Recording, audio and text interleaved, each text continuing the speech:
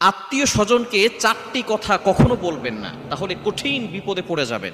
Must be আপনার লাইফে বিপদ চলে আসবে যদি আপনি আপনার রিলেটিভস যারা আছে, আত্মীয় স্বজন যারা আছে, তাদেরকে চারটি কথা বলেন। অবশ্যই আত্মীয়তার সম্পর্ক বজায় রাখবেন, তবে তাদের সাথে সব কিছু শেয়ার করতে যাবেন না, কেননা সব আত্মীয় স্বজন কিন্তু সমান না। এজন্য আত্মীয় স্বজন থেকে এই চারটি কথা কখনো বলবেন না। নাম্বার ওয়ান, এক নাম্বার হচ্ছে আপনার অভাবের কথা, আপনার কষ্টের কথা আপনি আপনার আত্মীয় স্বজনকে বলবেন না। আপনি অভাবে আছেন, কষ্টে আছেন, দুঃখে আছেন, আপনি আপনার রবের কাছে শেয়ার করুন। এটা কারো কাছে বলার দরকার নাই। অভাবের কথা, কষ্টের কথা যদি আপনি কাউকে বলেন, সে পরবর্তী সময় আপনাকে এই কথা বলেই কষ্ট দিবে। এজন্য অভাবে পড়ে গেলে, কষ্টে পতিত হলে আপনি আপনার রবের কাছে 2 রাকাত নামাজ পড়ে, ওযু করে 2 রাকাত নামাজ পড়ে আল্লাহর কাছে বলুন। তাহাজ্জুদের সেজদায় গিয়ে আল্লাহর কাছে বলুন। শেষ রাতে আল্লাহ তাআলা প্রথম আসমানে এসে বান্দাদেরকে ডাকতে থাকেন, আলা আমি মুস্তাগফিরিন ফাস্তাগফির আল্লাহ। কে আছো ইস্তেগফার করবে, ক্ষমা প্রার্থনা করবে, আমি আল্লাহ ক্ষমা করে দিব। কে আছো অভাবে আছো, আমি আল্লাহর কাছে বলো, অভাব দূর করে দিব। কে আছো বিপদে পড়ে গেছো, আমি আল্লাহর কাছে বলো, বিপদ থেকে উদ্ধার করে দিব। আল্লাহ তাআলা নিজে প্রথম আসমানে এসে বান্দাদেরকে ডাকতে থাকেন। সহিহ বুখারী শরীফের হাদিস।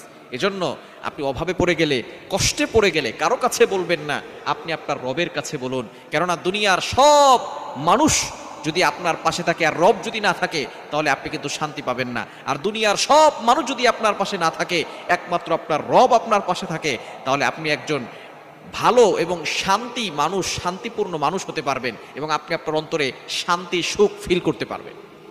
এজন্য 1 নাম্বার, আপনার আত্মীয় স্বজনকে অভাবের কথা, কষ্টের কথা বলবেন না।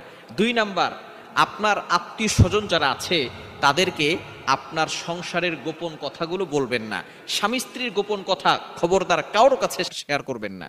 আপনার স্বামী স্ত্রী যে গোপন কথাগুলো আছে, স্বামী স্ত্রীর কথাগুলো গোপন রাখবে, স্ত্রী স্বামীর কথাগুলো গোপন রাখবে। কিন্তু অনেক স্বামী স্ত্রী আছে নিজেদের ঘরের কথা বাহিরে বলে। খবরদার, 4 দেয়ালের ভিতরে স্বামী স্ত্রী কথা কাটাকাটি হবে, ঝগড়া হবে, আবার মিলমিশ হয়ে যাবে। কিন্তু আপনি যে এই কথাগুলো মানুষের কাছে বললেন, আপনি যে আপনার আত্মীয় স্বজনকে বললেন, পরবর্তী সময় স্বামী স্ত্রী আপনারা ঠিক হয়ে যাবেন, কিন্তু ওই আপনার আত্মীয় স্বজন আপনাকে আঘাত দিবে যে তোমার স্বামী এমন, তোমার স্ত্রী এমন। এজন্য খবরদার, সংসারের গোপন কথাগুলো কাউকে বলবেন না। আপনার স্বামী স্ত্রীর গোপন কথা এগুলো আপনার আত্মীয় স্বজনকে বলতে যাবেন না, তাহলে কিন্তু পরবর্তী সময় এই কথা বলে আপনাকে খোঁটা দিয়ে আপনাকে আঘাত করবে। 3 নাম্বার হচ্ছে আপনার সন্তানের বদনাম কারো কাছে বলবেন না। নিজের সন্তানের বদনাম যে সমস্ত মা বাবারা করে, তাদের মতো হতবাগার কপাল পোড়া কেউ হতে পারে না। নিজের সন্তান যদি খারাপও হয় তারপরও বলতে যাবেন না। আপনার সন্তানের মেধা ভালো না, আপনার সন্তান পড়ালেখা পারে না, যাই হোক, আপনি আপনার সন্তানের কখনো ছোট করবেন না এবং মানুষের কাছে ক্রিটিসাইজ করবেন না, তুচ্ছ তাচ্ছিল্য করবেন না। আপনার সন্তানের কথা, তার বদনাম, তার যে যে দোষগুলো সে করে, সেগুলো খবরদার কখনো আপনার আত্মীয় স্বজনকে বলবেন না। পরবর্তী সময় আপনার সন্তানের নামে খোঁটা দিবে, আপনাকে আঘাত করবে। কারণ পরবর্তী সময় কারো মুখ থেকে আপনার সন্তান নিয়ে যদি কটূক্তি আসে, তখন আপনি সহ্য করতে পারবেন না। এজন্য সন্তানের ব্যাপারে কটু কথা, তার নামে বদনাম কখনো আপনার আত্মীয় স্বজনকে বলবেন না। 4 নাম্বার, আপনি যে সুখে আছেন, শান্তিতে আছেন, আপনার কাছে কত টাকা আছে, এগুলো আপনার আত্মীয় স্বজনকে বলবেন না, তাহলে কিন্তু আপনি কঠিন বিপদে পড়ে যাবেন।